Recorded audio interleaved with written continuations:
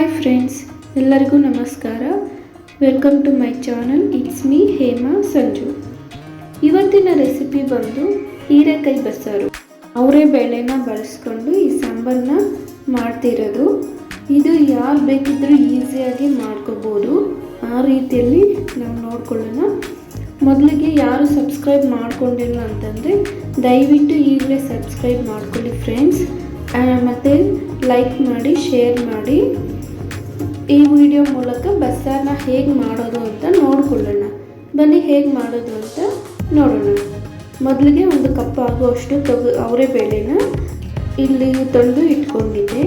ಮತ್ತು ಕುಕ್ಕರಲ್ಲಿ ಬೇಳೆನೆಲ್ಲ ಹಾಕ್ಕೊಂಡು ಅದೇ ಕಪ್ಪಲ್ಲಿ ಒಂದೂವರೆ ಕಪ್ ಆಗುವಷ್ಟು ನೀರು ಹಾಕ್ಕೊಂಡು ಬೇಯಿಸೋಕೆ ಇಟ್ಕೊಳ್ಳೋಣ. ನಾನಿಲ್ಲಿ ಒಂದು 2-3 ಕೂಗು ಹಾಕ್ಸ್ಕೊಂಡೆ. 3 ವಿಸಲ್ಸ್ ಬಂತು. ಆದರೂ ಈ ಬೇಳೆ ಬೆಂದಿರಲಿಲ್ಲ. ಮತ್ತೆ ನಾನು ಇದು ನೋಡಿಬಿಟ್ಟು ಬೆಂದಿರಲಿಲ್ವಲ್ಲ, ಅದಕ್ಕೆ ಮತ್ತೆ ಇನ್ನೊಂದು 2 ಹಾಕ್ಸ್ಕೊಂಡೆ. ಆಗ ಚೆನ್ನಾಗಿ ಬೆಂದಿತ್ತು. ನೋಡಿ, ಇಲ್ಲಿ ಬೆಂದಿರಲಿಲ್ಲವಾಗ ಮತ್ತೆ ಇನ್ನೊಂದು ಕೂಗು ಹಾಕ್ಸ್ಕೊಂಡು ಬೇಯಿಸ್ಕೊಂಡೆ. ನೋಡಿ, ಬೆಂದಿರಲಿಲ್ಲ. ಮತ್ತೆ ಇನ್ನೊಂದು 2-3 ಕೂಗು ಹಾಕ್ಸ್ಕೊಂಡಾಗ ಬೆಂದಿತ್ತು. ಅದಕ್ಕೆ ನಾನು 1-2 ಹೀರೆಕಾಯಿನ ಸಣ್ಣದಾಗಿ ಕಟ್ ಮಾಡಿಕೊಂಡು ವಾಶ್ ಮಾಡ್ಕೊಂಡು ಇಟ್ಕೊಂಡಿದ್ದೆ. ಅದನ್ನು ಇಲ್ಲಿ ಸೇರಿಸ್ಕೊಳ್ತಿದ್ದೀನಿ. ಸಣ್ಣಗೆ ಕಟ್ ಮಾಡ್ಕೊಂಡು ಇಟ್ಕೊಂಡಿದ್ದೆ. ಮತ್ತು ಅದನ್ನೆಲ್ಲ ನೀರು ಒಂದ್ಸರಿ ಮಿಕ್ಸ್ ಮಾಡಿಕೊಂಡು ಅದಕ್ಕೆ ನೋಡಿಕೊಂಡು ರುಚಿಗೆ ತಕ್ಕಷ್ಟು ಉಪ್ಪು ಹಾಕ್ಕೊಳ್ಳೋಣ. ಒಂದು ಗ್ಲಾಸ್ ಆಗೋಷ್ಟು ನೀರು ಹಾಕ್ಕೊಂಡೆ. ಅದಾದಮೇಲೆ ರುಚಿಗೆ ತಕ್ಕಷ್ಟು ಉಪ್ಪು ಹಾಕ್ಕೊಂಡು ಒಂದು ವಿಸಲ್ ಬರೆಸ್ಕೊಳ್ಳೋಣ. ಮತ್ತು ಇದನ್ನು ನಾನು ಆ ಕಡೆ ಸ್ಟವ್ ಮೇಲೆ ಇಟ್ಕೊಂಡು ಈ ಕಡೆ ಮಸಾಲೆಗೆ ರೆಡಿ ಮಾಡ್ಕೊಳ್ತೇನೆ. ಈಗ ಕೂಗು ಹಾಕ್ಸ್ಕೊಳ್ಳೋಣ. ಮತ್ತು ಈ ಕಡೆ ಮಸಾಲೆಗೆ ರೆಡಿ ಮಾಡ್ಕೊಳ್ಳೋಣ. ಒಂದು ಈರುಳ್ಳಿನ ಈ ಕಡೆ ಕಟ್ ಮಾಡಿಕೊಂಡು ಹಾಕ್ಕೊಂಡೆ ಕಡೆ ಇಟ್ಕೊಂಡು. ಅದಾದಮೇಲೆ ಒಂದು 2-3 ಟೊಮೊಟೊನ ಸಣ್ಣಗೆ ಕಟ್ ಮಾಡಿಕೊಂಡು ಅದನ್ನು ಸೇರಿಸ್ಕೊಳ್ತಿದ್ದೀನಿ. ಮತ್ತು ಒಂದು ಗಡ್ಡೆ ಬೆಳ್ಳುಳ್ಳಿನ ಸಿಪ್ಪೆ ತೆಗೆದುಬಿಟ್ಟು ಅದನ್ನು ಸೇರಿಸ್ಕೊಳ್ತಿದ್ದೀನಿ ಇಲ್ಲಿ. ಅಂದರೆ ಫುಲ್ಲು ಫ್ರೈ ಆಗಬೇಕು ಅಂತೇನಿಲ್ಲ, ಒಂದು ಅರ್ಧ ಆದರೆ ಸಾಕು. ನೋಡಿ, ಎಲ್ಲ ಸೇರಿಸ್ಕೊಂಡ್ಬಿಟ್ಟು ಚೆನ್ನಾಗಿ ಫ್ರೈ ಮಾಡ್ಕೊಂಡ್ಬಿಟ್ಟೆ. ಇಲ್ಲಿ ಇದನ್ನೆಲ್ಲ ಚೆನ್ನಾಗಿ ಫ್ರೈ ಮಾಡ್ಕೋಬೇಕು. ಸಾಂಬಾರು ಆಗ ರುಚಿ ಬರುತ್ತೆ. ನೋಡಿದ್ರಲ್ವ ಇಲ್ಲಿ. ಮತ್ತು ಇದನ್ನು ಮಿಕ್ಸಿ ಜಾರ್ಗೆ ಹಾಕ್ಕೊಳ್ಳೋಣ. ನಾನಿಲ್ಲಿ ಹಸಿ ಕೊಬ್ಬರಿ ಇರಲಿಲ್ಲ, ಅದಕ್ಕೆ ಒಣಗಿರೋದೇ ಹಾಕ್ಕೊಳ್ತಿದ್ದೀನಿ. ಅದಕ್ಕೆ ನಾನು ಫಸ್ಟೇ ಇದನ್ನು ಮಿಕ್ಸಿ ಗ್ರೈಂಡ್ ಮಾಡ್ಕೊಂಡು ಇಟ್ಕೊಂಡಿದ್ದೆ. 2-3 ಸ್ಪೂನ್ ಆಗೋಷ್ಟು. ಅದರಲ್ಲೇ ನಾವಿಲ್ಲಿ ಬೇಯಿಸ್ಕೊಂಡಿದ್ವಲ್ಲ ಅದನ್ನು ಹಾಕ್ಕೊಂಡಿದ್ದ. ಅದಾದಮೇಲೆ ಸ್ವಲ್ಪ ಒಂದು ಸಣ್ಣ ನಿಂಬೆ ಗಾತ್ರದಷ್ಟು ಹುಣಸೆ ಹಣ್ಣು ತೊಳ್ಕೊಂಡು ಅದು ಹಾಕ್ಕೊಂಡಿದ್ದೀನಿ. ನೈಸ್ಗೆ ರುಬ್ಬಿಕೊಂಡು ಮತ್ತು ನಾವು ಈ ಕಡೆ ಬೇಯಿಸ್ಕೊಂಡಿದ್ವಲ್ಲ ಹೀರೆಕಾಯಿ ಮತ್ತು ಬೇಳೆನ ಅದನ್ನು 1 ಸ್ಪೂನ್ ಹಾಕ್ಕೊಂಡು ಸ್ವಲ್ಪ ಕೊತ್ತಂಬರಿ ಸೊಪ್ಪು, 1.5 ಸ್ಪೂನ್ ಆಗುವಷ್ಟು ಸಾಂಬಾರು ಪೌಡರ್ ಎಲ್ಲ ಹಾಕ್ಕೊಂಡು ನೈಸ್ಗೆ ರುಬ್ಬಿಕೊಂಡ್ಬಿಟ್ಟಿದ್ದೀನಿ. ಈ ಥರ ಗ್ರೈಂಡ್ ಮಾಡಿಕೊಂಡೆ. ಅದಾದಮೇಲೆ ಈ ಕಡೆ ಹೀರೆಕಾಯಿನ ಬೇರೆ ಬಟ್ಲಿಗೆ ಬಗ್ಗಿಸ್ಕೊಳ್ಳೋಣ.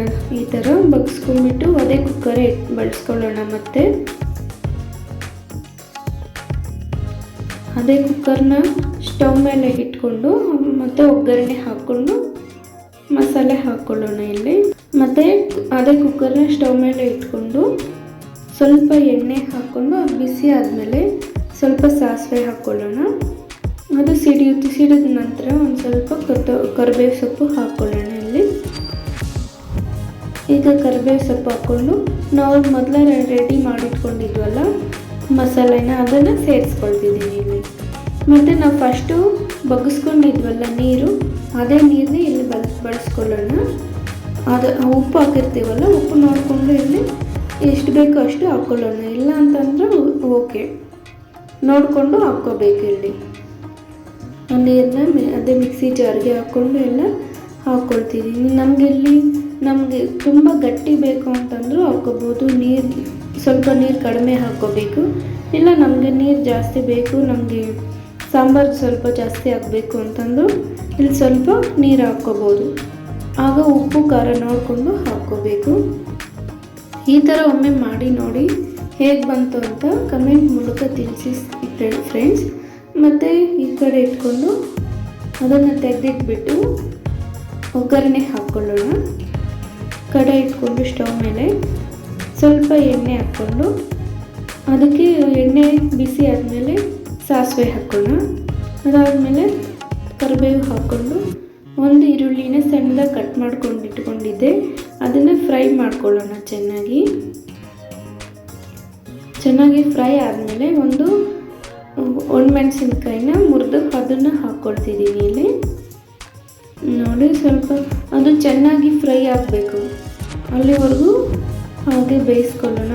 ಲೋ ಫ್ಲೇಮಲ್ಲಿ ಇಟ್ಕೊಂಡು ಬೇಯಿಸ್ಕೊಳ್ಳೋಣ. ಅದನ್ನು ನೋಡಿ ಈ ಥರ ಇಲ್ಲಿವರೆಗೂ ಫ್ರೈ ಮಾಡಿಕೊಂಡ್ರೆ ಸಾಕು. ಇಲ್ಲಿ ಇವಾಗ ಪಲ್ಯ ಹಾಕ್ಕೊಳ್ಳೋಣ. ಇಲ್ಲಿ ಇಷ್ಟೇ ಫ್ರೆಂಡ್ಸ್. ಇದನ್ನು ಇಲ್ಲಿ ನಮಗೆ ಬೇಕಿದ್ದರೆ ಇಲ್ಲಿ ಹಸಿ ತೆಂಗಿನ ತುರಿನೂ ಹಾಕ್ಕೋಬೋದು. ನಾನು ಇಲ್ಲೇನು ಹಾಕ್ಕೊಳ್ತಿಲ್ಲ. ಇಷ್ಟೇ, ಬಸ್ಸಾರು ರೆಡಿ ಆಯಿತು. ನೀವು ಇದೇ ಥರ ಟ್ರೈ ಮಾಡಿ ನೋಡಿ ಹೇಗೆ ಬಂತು ಅಂತ ಕಮೆಂಟ್ ಮೂಲಕ ತಿಳಿಸಿ ಸ್ನೇಹಿತರೆ. ಇಲ್ಲಿವರೆಗೂ ವಿಡಿಯೋನ ವೀಕ್ಷಣೆ ಮಾಡಿದ್ದಕ್ಕಾಗಿ ಹೃತ್ಪೂರ್ವಕ ಧನ್ಯವಾದಗಳು ಸ್ನೇಹಿತರೆ. ಬಾಯ್ ಬಾಯ್.